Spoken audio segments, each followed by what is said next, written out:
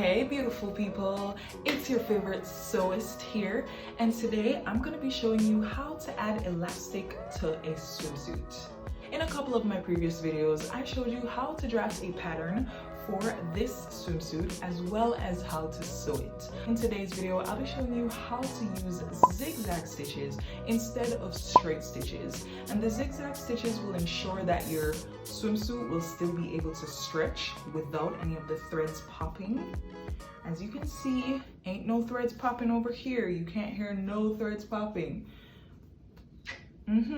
Another benefit about the zigzag stitches is that they actually make your swimsuit look a lot more professional, a lot neater, and it's gonna look like you bought it in a store. So if you have your own business and you are now learning how to sew elastics into your swimsuits, then this will be a huge game changer for your sewing game. So if that sounds good to you, then keep watching this video. If you ever need to skip to a specific part of this tutorial, then you can check the timestamps in the description box down below. If you're working on a one-piece swimsuit like me, then you most likely have the armholes, the neckline, and the leg holes to put elastic into. So I'm going to be showing you how to sew elastic into each of these. You're going to need 1/4-inch elastic. You're going to need a swimsuit that is made out of stretch swimwear fabric. You need a regular sewing machine, and that should be able to do zigzag stitches. You're going to need pins. You're going to need something to cut. You're going to need something to draw. I'll be using a pen as well as tailor's chalk. And I'm using the pen to draw on my fabric, and I'm going to use the tailor's chalk to draw on my elastic. I'm going to start with the leg hole. You want to divide it into quarters.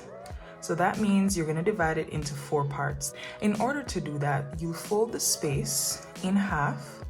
I like to match up my side seam and my crotch seam. And this gives you the half point. That would be on this side and this side. I'm going to use my pen and I'm going to make a mark here, and then on this side I'm going to make a mark as well. This is on the wrong side of my fabric.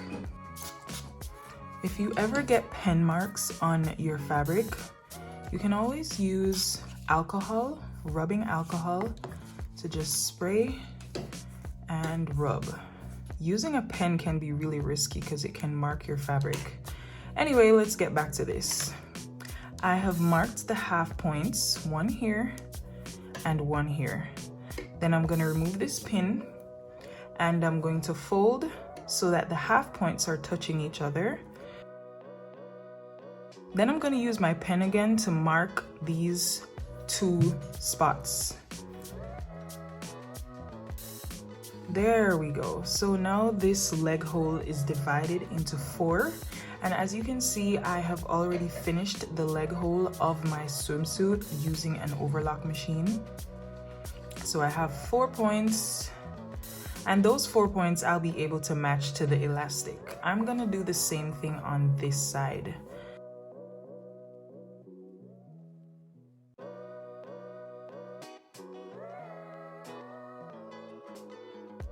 The same thing goes for the armhole, except you would match the shoulder seam with the side seam, pin, and mark the half points, these sides, and then fold the half points so that they touch, and then mark the sides.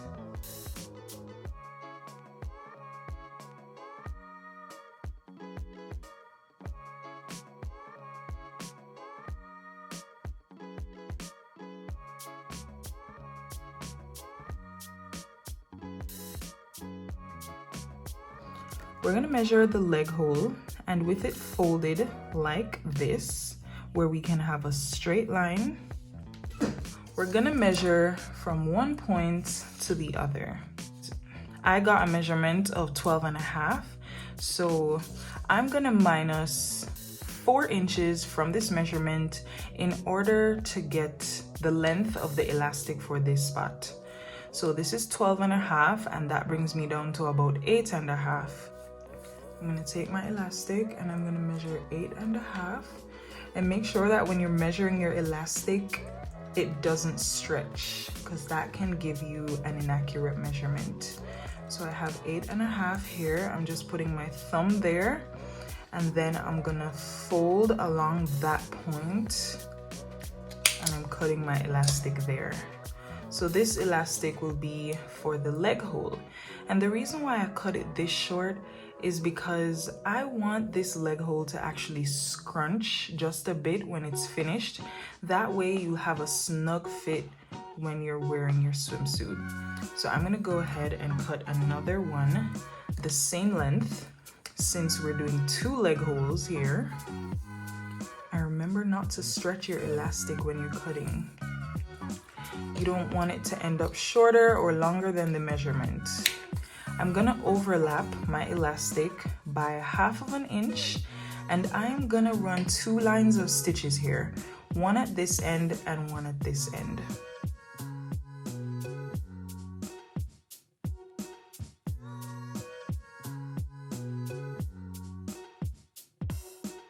Now I'm gonna divide my elastic by 4. I'm gonna use this point here where the elastic is joined together as one of the points. So I'm gonna fold here, and I'm going to put a pin into my elastic. Then on the fold opposite of that seam, I'm also gonna put another pin. So now I'm gonna use my tailor's chalk. I'm gonna put a little mark right there. Then I'm gonna mark on the other side, right there. Then I'm gonna take my pins out. With the 2 spots that were marked, I'm gonna match them together. I'm gonna pin this center into place. And then I'm gonna fold to find the 2 half points. So on this fold, I'm gonna add a mark with my tailor's chalk. And then I'm gonna do the same thing on the other side, right there. You can see the 4 points. So 1, 2, 3, and 4. I'm gonna do the same thing on this one.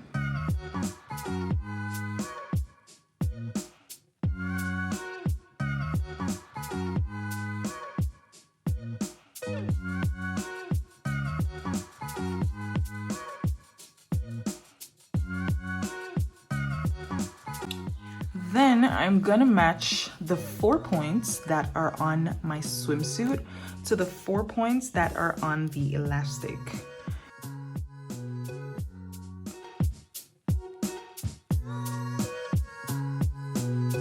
When you're stitching this, you're gonna stretch your fabric so that the elastic will meet the fabric. I'll be using my brother's sewing machine.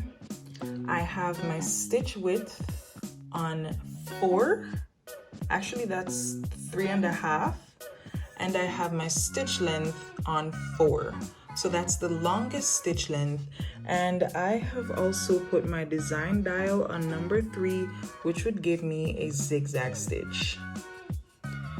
My tension is on 3.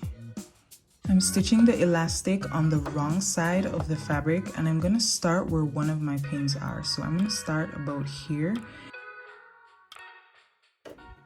So when I put my presser foot down on the fabric, I want to make sure that my needle falls at the edge, the outside edge of the elastic. And if it doesn't, then I'll adjust my fabric, bring it over just a little. I'll bring the hand wheel down so that my needle will be inserted into the fabric. That way I can see where it's going to fall. This is where your stitch length is really important. If I had been using a bigger stitch length, then that would cause the needle to go all the way over here and it would miss the elastic, and that is not what we want. So I'm going to start stitching now, but I just wanted to make sure that my needle and thread would fall on top of my elastic. As you can see, a few stitches are being formed here. While stitching, I had to help my fabric along a bit, so as you can see here, I am pulling the fabric at the back just gently so that it will stitch smoothly.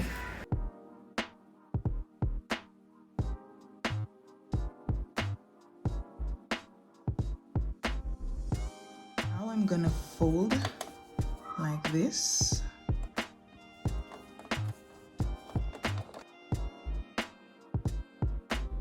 And I'm gonna stitch along this area. This would be a good place to put some pins just to hold this fabric into place.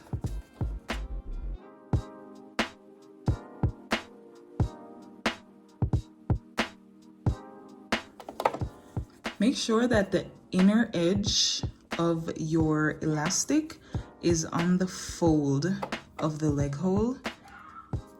You don't want it to be down here, or you don't want it to be all the way over here to the point where the elastic itself is folded. The fold of the elastic should be perfectly on the edge.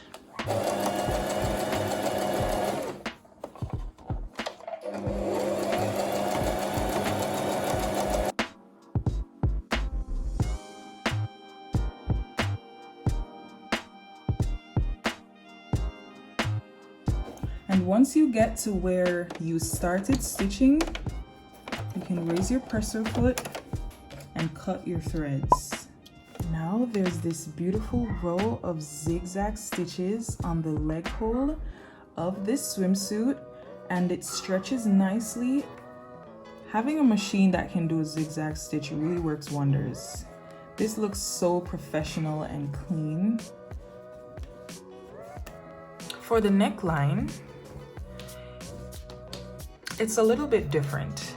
If you watched my sewing tutorial where I showed you how to make a pattern for this type of swimsuit, then you will most likely have a deep cut at the back like this.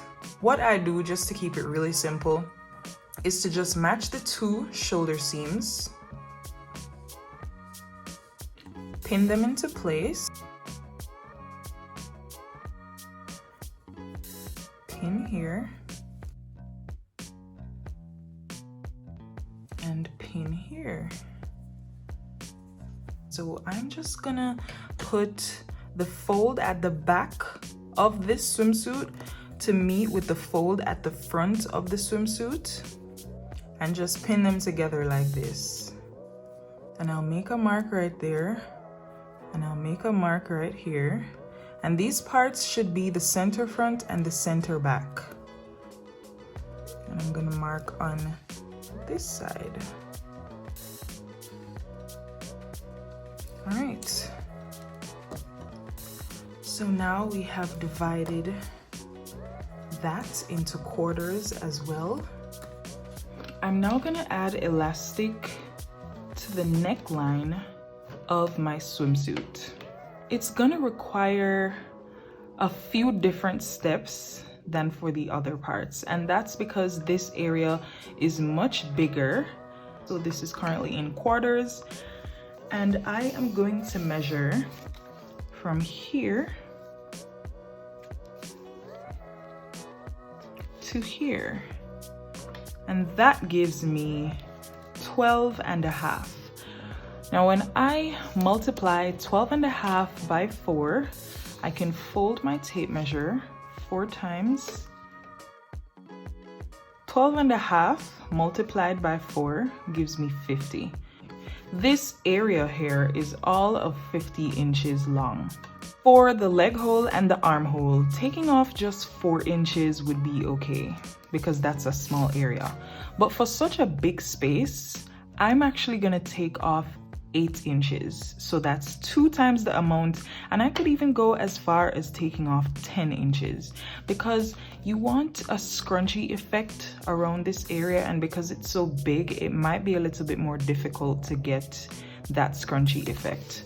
So actually, since we had to multiply this by 4, I'm gonna go ahead and take actually 4 inches times 3 off of this entire length. I want to take 4 inches times 4, but I feel like that might be a little bit too much. That would be about 16 inches less. So I'm gonna just take 12 inches off of this measurement, and that would give me a measurement of 38. So I'm gonna cut my elastic to 38 inches. When you're measuring your elastic, remember not to stretch, because that will give you a longer or smaller measurement. So we're going all the way to 38 and we're cutting it exact at 38 without seam allowance.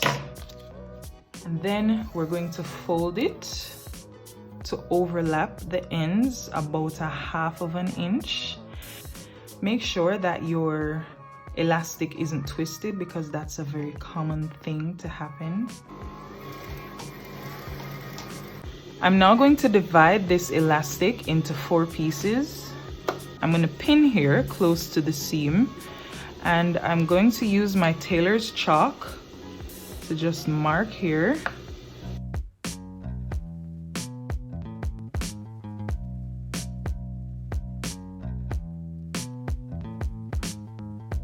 Alright, so now we have 4 marks on our elastic, and we're going to match these 4 marks on the elastic with the 4 marks that are on the neckline of the swimsuit.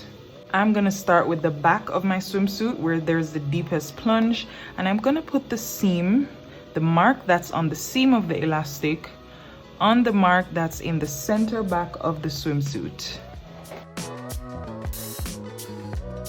Then I'm going to go ahead and match the remaining 3 marks on the elastic with the remaining 3 marks on the swimsuit. Since the elastic is shorter than the neckline of the swimsuit, stretch the elastic to meet the fabric and stitch the elastic to the swimsuit with a zigzag stitch. You can pull on your swimsuit at the back if it doesn't flow smoothly.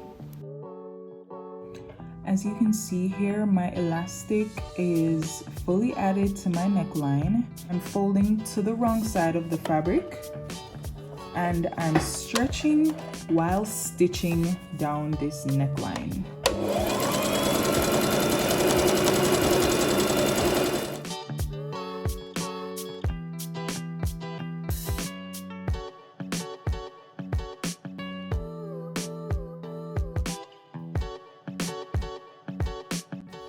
It stretches perfectly.